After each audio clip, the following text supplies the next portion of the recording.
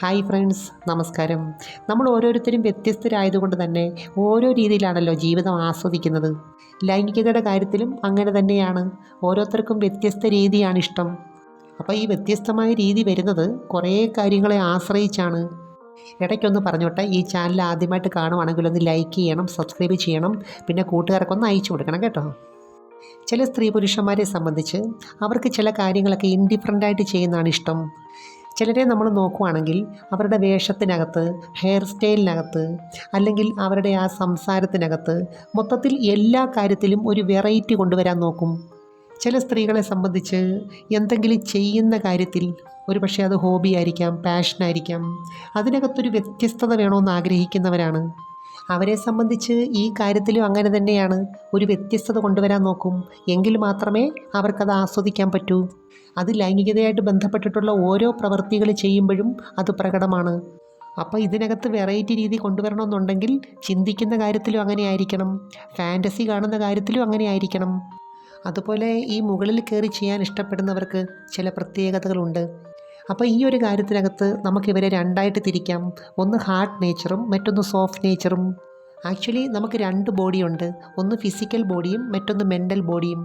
ചിലരെ സംബന്ധിച്ച് physical body ഹാർഡായിരിക്കും, mental body കുറച്ച് സോഫ്റ്റ് ആയിരിക്കും. എന്നാൽ ചിലർക്കങ്ങനല്ല, രണ്ടും ഹാർഡായിരിക്കും അല്ലെങ്കിൽ രണ്ടും സോഫ്റ്റ് ആയിരിക്കും. എന്നാൽ സ്ത്രീകളിൽ തന്നെ മറ്റൊരു വിഭാഗമുണ്ട്. ഫിസിക്കൽ ബോഡി വളരെ സോഫ്റ്റ് ആയിരിക്കും, പക്ഷേ മെൻ്റൽ ബോഡി വളരെ ഹാർഡായിരിക്കും. ഈ സോഫ്റ്റ് എന്ന് ഞാൻ പറഞ്ഞത് വീക്കായിട്ടുള്ള ബോഡി അല്ല കേട്ടോ. അപ്പോൾ ഈ മുകളിൽ കയറുന്നവരെ സംബന്ധിച്ച് അവരുടെ ചില ഭാഗങ്ങൾ കുറച്ച് ഹാർഡ് നേച്ചറായിരിക്കും, പ്രത്യേകിച്ചും ക്രിസരിയുടെ ഭാഗം. അതുപോലെ തന്നെ ഉത്തേജന കേന്ദ്രങ്ങൾ വ്യത്യാസപ്പെട്ട് കിടക്കുന്നു. ഓരോരുത്തർക്കും ഓരോ കേന്ദ്രങ്ങളാണ്. അപ്പോൾ ആ ഭാഗത്ത് സ്ട്രോക്ക് കിട്ടാനായിട്ട് ഏത് മെത്തേഡാണ് നല്ലതെന്ന് ഓരോരുത്തർക്കും അറിയാം കേട്ടോ. ഇപ്പം നമ്മുടെ ശരീരത്തിലെ ചില ഭാഗങ്ങളിലെ ടിഷ്യൂസ് ഉണ്ടല്ലോ, അത് ഹാർഡാകാനുള്ള പ്രധാന കാരണം അത് കൂടുതലായിട്ട് ഉപയോഗിക്കുന്നതുകൊണ്ടാണ്. എന്ന് വെച്ചാൽ അവിടെ കേന്ദ്രീകരിച്ചുകൊണ്ട് കൂടുതലായിട്ടുള്ള കാര്യങ്ങൾ ചെയ്യുന്നു. ഒരു കാര്യം ചെയ്യുമ്പോൾ അത് നമുക്കിഷ്ടപ്പെടുന്നതിൻ്റെ പിന്നിൽ, അല്ലെങ്കിൽ അത് ആസ്വദിക്കുന്നതിൻ്റെ പിന്നിൽ ഒരു കാരണമുണ്ട്. ഇപ്പോൾ ഏത് കാര്യമാണെങ്കിലും അതിനകത്തൊരു വെറൈറ്റി കണ്ടെത്തിയാൽ അത് കൂടുതലായിട്ട് ചെയ്യാൻ ആഗ്രഹിക്കും. അതുപോലെ തന്നെ ഇവരെ സംബന്ധിച്ച് ആകർഷണത്തിൻ്റെ കാര്യത്തിൽ പ്രത്യേകം ശ്രദ്ധിക്കുന്നവരാണ്. അതുപോലെ തന്നെ സ്വാഭാവികമായിട്ടും ഇവർക്ക് സന്തോഷമുള്ളൊരു പ്രകൃതമുണ്ട്. തന്നെയല്ല, പങ്കാളിയോടാണെങ്കിലും അവരോട് കൂടുതൽ അടുപ്പമോ സ്നേഹമോ ഒക്കെ കാണിക്കും. തന്നെയല്ല, ഈ രീതി ചെയ്യുമ്പോൾ മിക്കവാറും പേർക്ക് പൂർണ്ണ സംതൃപ്തി കിട്ടുന്നുണ്ട്. കാരണം ഈ ചെയ്യുന്നത് അവർക്ക് തന്നെ നിയന്ത്രിക്കാൻ പറ്റും. അതുപോലെ ഈ ഒരു രീതി കൂടുതൽ ഇഷ്ടപ്പെടുന്നവരെ സംബന്ധിച്ച് അവർക്ക് തനിയെ ചെയ്യുന്നതിനോട് അത്ര താല്പര്യമില്ല. അതുപോലെ ഇവർ നല്ല ഫ്രണ്ട്ലി ആയിരിക്കും. എല്ലാവരുമായിട്ടും വലിയ ഫ്രണ്ട്ഷിപ്പ് കാണത്തില്ല, പക്ഷെ ഉള്ളവരുമായിട്ട് ഡീപ്പായിട്ട് മെയിൻറ്റെയിൻ ചെയ്യും. എന്ന് വെച്ചാൽ സ്ത്രീ ആയാലും പുരുഷനായാലും നമ്മൾ ലൈംഗികത ആസ്വദിക്കുന്ന രീതിയും നമ്മുടെ ക്യാരക്ടറുമായിട്ട് വളരെയേറെ ബന്ധമുണ്ട്. ഏത് രീതിയാണോ നമ്മൾ ചെയ്യുന്നത് അല്ലെങ്കിൽ ചെയ്യാൻ ഇഷ്ടപ്പെടുന്നത്, അതനുസരിച്ചുള്ള ഒരു മൈൻഡ് സെറ്റായിരിക്കും നമുക്കുണ്ടാകുന്നത്. ഇപ്പോൾ പോസിറ്റീവായിട്ടാണ് ഇത് ചെയ്യുന്നതെങ്കിൽ സമൂഹത്തിൽ നമ്മുടെ ആത്മവിശ്വാസം വർദ്ധിക്കും.